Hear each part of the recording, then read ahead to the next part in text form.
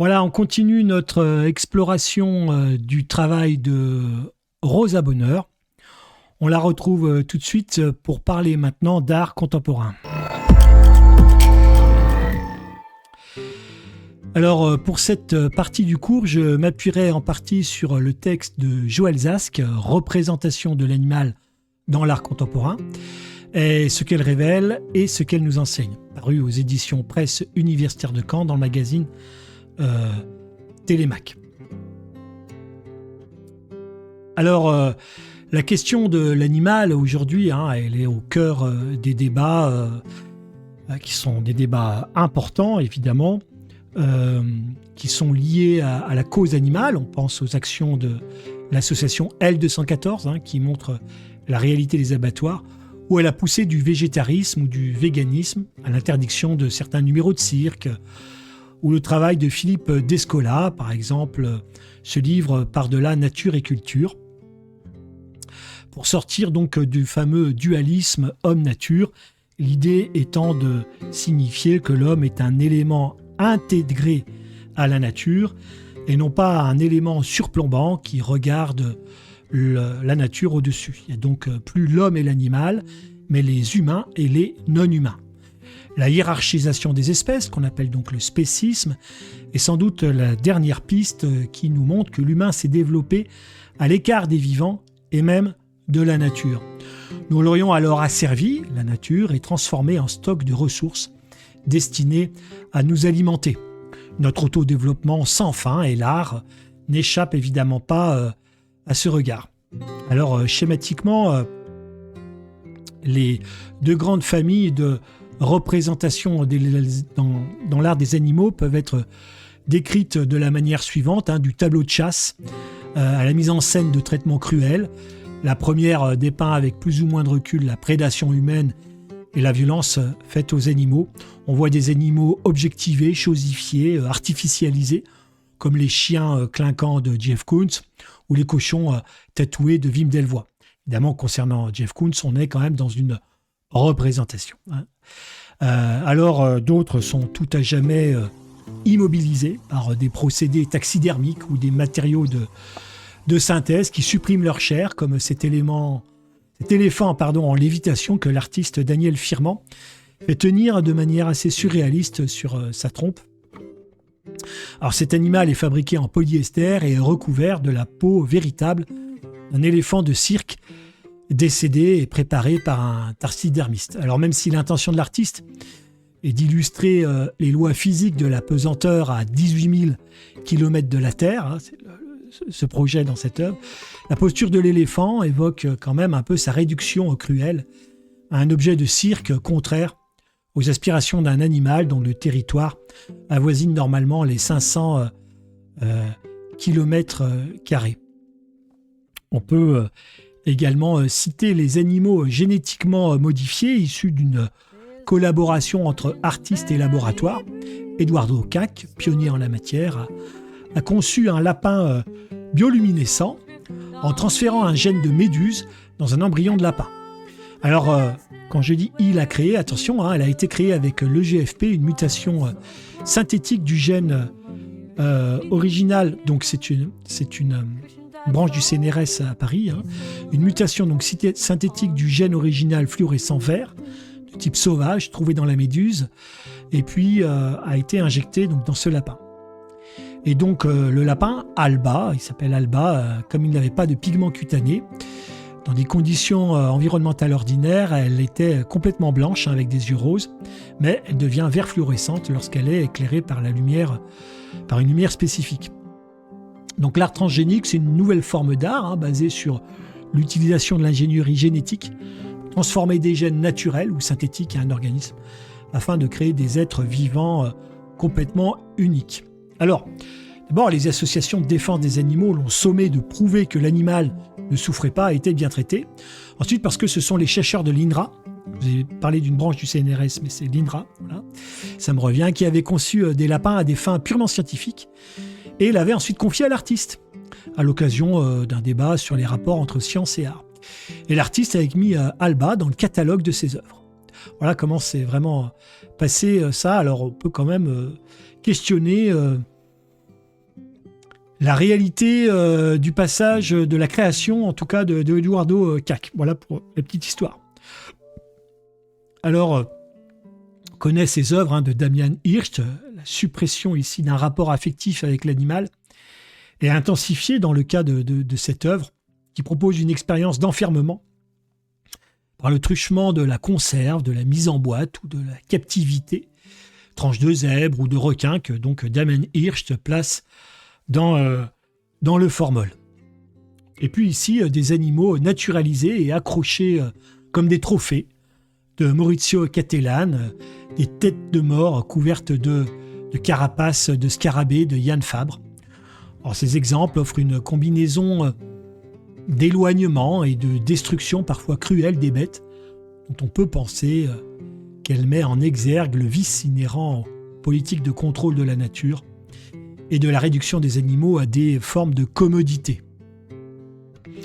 En 2013, pour le tournage d'un film, Yann Fabre avait, avec l'accord de la mairie d'Anvers, réalisé un lancer de chat dans les escaliers de l'hôtel de ville. Alors on voit ici l'image à droite. Aucun chat n'est mort, mais tous ont crié.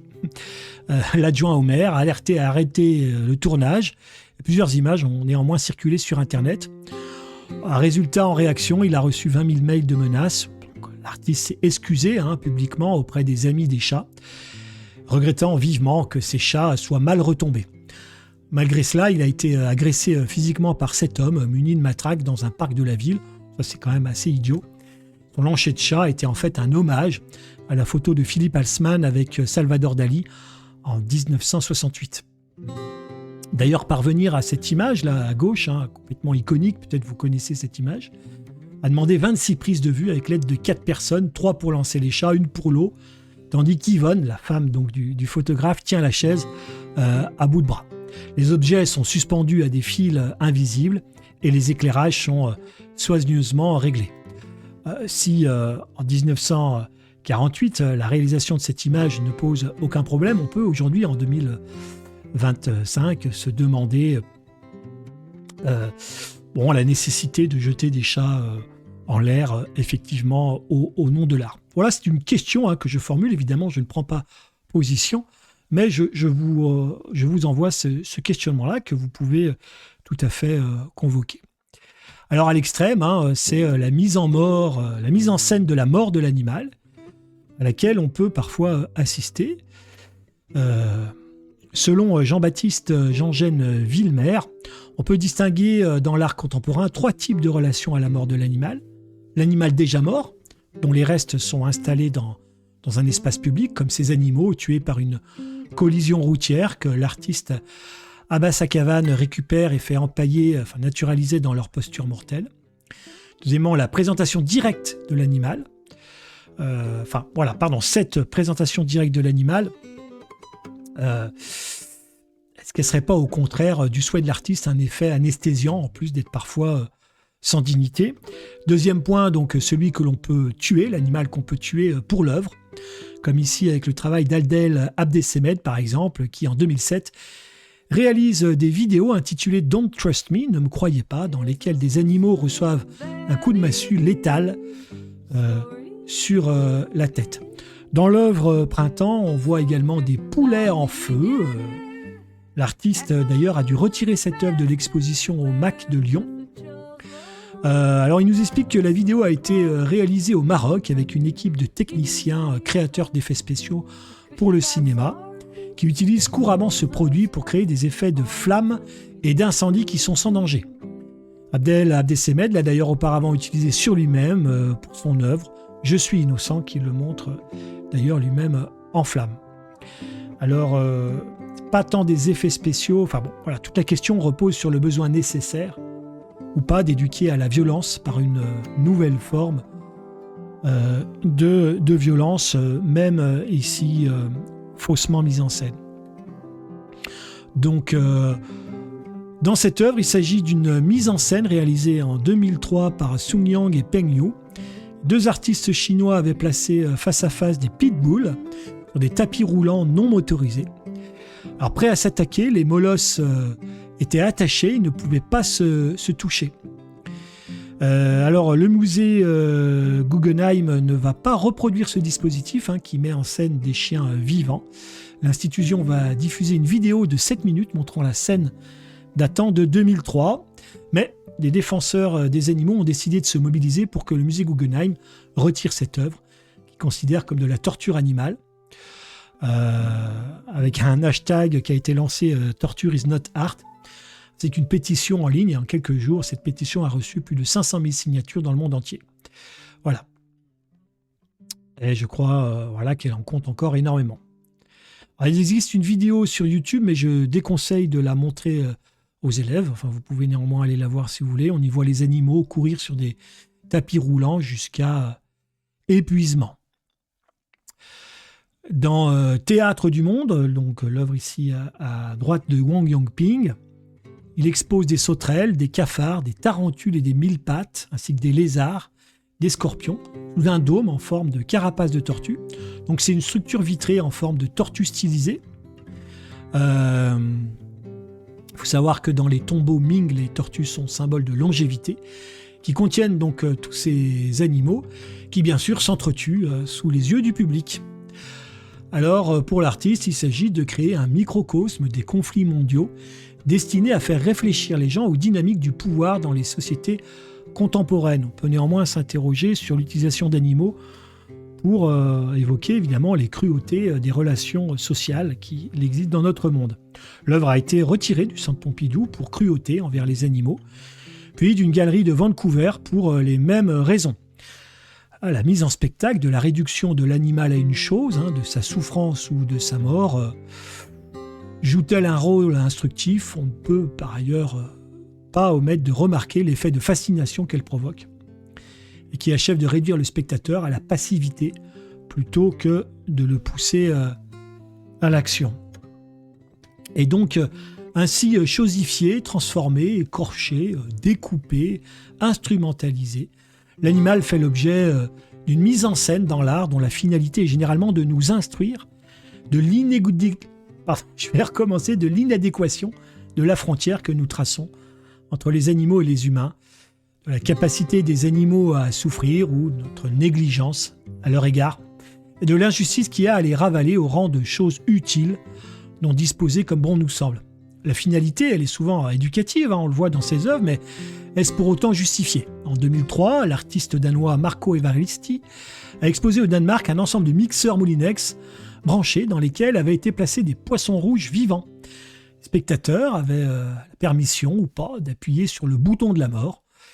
Au moment du vernissage, 2 personnes ont appuyé et 2 poissons ont donc été broyés. Alors vous allez me dire que c'est que des poissons rouges, mais ce fut là, selon l'artiste, un bon moyen de mettre en exergue la trilogie comportementale entre le sadisme, le voyeurisme et l'excès de moralisme.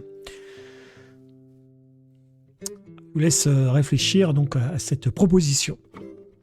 Donc, représenter, c'est quand même substituer à la chose réelle une image dont la fonction est de remplacer par imitation ou copie une présence. Présentant littéralement des corps d'animaux, ne perd-on pas tout travail de représentation, donc de symbolique, de mise à distance ?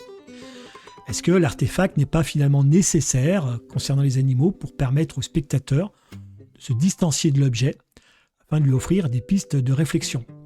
Donc d'un côté, une chosification qui invite à une sorte de spectacle émotionnel, et de l'autre, une identification où la frontière homme-animal est abolie. Par exemple, avec Katia Bourdarel, habille des animaux de costumes de théâtre qui les métamorphosent en personnages de contes, avec ce que cela suppose de séduisant et d'inquiétant en même temps.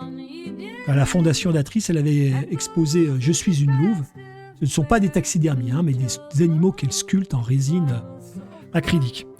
Alors on connaît mieux, nous les professeurs d'art plastique, Patricia Pacini, c'est ici elle qui convoque l'angoisse des manipulations génétiques dont il est question.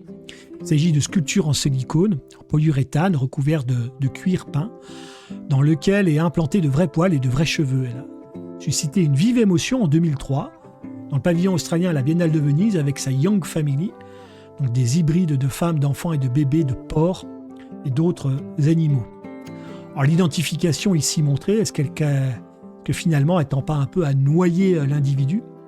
et ni sujet de l'expérience, le spectateur étant soit dans le dégoût, soit il s'identifie, donc aucune relation finalement éducative possible. Marion Laval-Jantet, diplômée en ethnopsychiatrie, quant à elle obsédée par la question de l'altérité, dans Que le cheval vive en moi, une performance dont elle s'est fait injecter du sang de cheval pour en expérimenter les effets sur son corps et sur son psychisme. Donc l'idée de la puissance physique et l'émotivité. Beuys, Joseph Beuys, présenté en 1974 une performance I Like America and America Likes Me, invité à New York à exposer dans la galerie René Bloch, qui refuse de mettre les pieds sur le sol américain tant que dure la guerre du Vietnam. Il va se faire transporter en ambulance sur une civière à la galerie où l'attend un coyote fraîchement capturé dans le désert du Texas. Muni seulement d'une canne, et célèbre canne, et d'un feutre pour se protéger, je ne reviens pas sur la symbolique du feutre avec Joseph Beuys, l'artiste va cohabiter avec le coyote, se faisant livrer chaque jour le Wall Street Journal qu'il lit avant d'en faire une litière pour l'animal. Le coyote, c'est un animal divinisé par de nombreuses sociétés précolombiennes, et il est également l'animal totem du peuple indien, avec lequel les colons américains n'ont pas su pactiser. Tandis que Beuys, usant de tout son charisme, arrive à apprivoiser, lui, la bête. Donc on voit ici la symbolique de rapprochement des peuples autochtones des États-Unis avec les colons à travers le rapprochement qu'ils tentent avec ce coyote.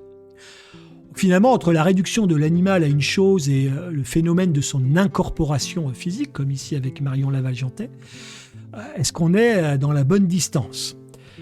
C'est évidemment encore une fois une simple question que je pose et je laisse chacun s'en emparer. Alors, pour terminer, bien que le peintre Gustave Courbet ne soit pas un artiste contemporain, on peut aussi le citer comme peut-être le plus puissant peintre animal de ce temps. Courbet peint en effet plutôt la mise en question de la relation avec l'animal que l'animal lui-même. Ces tableaux, qui présentent des truites piégées et agonisantes, mourantes mais pas encore mortes, finalement nous ramènent au lieu où l'acteur remplace le spectateur. La truite encore frémissante est frappante à la fois de réalisme et de subjectivisme. D'un côté la brillance, la taille de la truite qui emplit la toile, la patte rugueuse, la vie qui s'en va, tout concourt finalement à évoquer le genre du portrait, destiné à retenir pour toujours de l'individu représenté ses traits les plus personnels. Selon certains, alors c'est une interprétation, la truite symbolise la commune de Paris qui s'achève dans le sang, et comme on le sait, à laquelle Courbet a été mêlé de près. Selon d'autres, il reprend la tradition de la nature morte de pêche hollandaise du XVIIIe. Selon d'autres encore, c'est une sorte de métaphore de la condition du peintre vaincu, qui, je rappelle, est resté 6 mois enfermé à Sainte-Pélagie, la prison, et qui s'est exilé en Suisse pour échapper à ses créanciers. Voilà. Pourvu qu'elles soient adossées au tableau, les interprétations se valent et se complètent de fait. Courbet donne à la truite finalement une certaine charge existentielle pour nous le faire ici comprendre. Dans ce tableau intitulé La curée, les éléments du tableau sont bien séparés les uns des autres. Aucun regard n'est échangé. Rien n'évoque le spectacle du dépeçage sanguinolent de la proie ou de la précipitation qu'implique une curée. Le chasseur ne regarde même pas le chevreuil pendu par une patte. L'un croise les bras, semble plongé dans ses pensées. Le piqueur joue du corps, les chiens vaquent à leur occupation. Les personnages sont isolés les uns des autres. En revanche, tous ces êtres sont en relation avec les éléments du paysage forestier avec lequel, par exemple, le costume du chasseur se confond. Voilà. Donc on est là peut-être devant moi un exemple idéal de la représentation de l'animal. Voilà. J'en ai terminé avec cette vidéo sur l'art contemporain. Vous voyez qu'elle pose de nombreuses questions. Dans une dernière vidéo, nous évoquerons la question des femmes dans l'art du 19e siècle. À bientôt.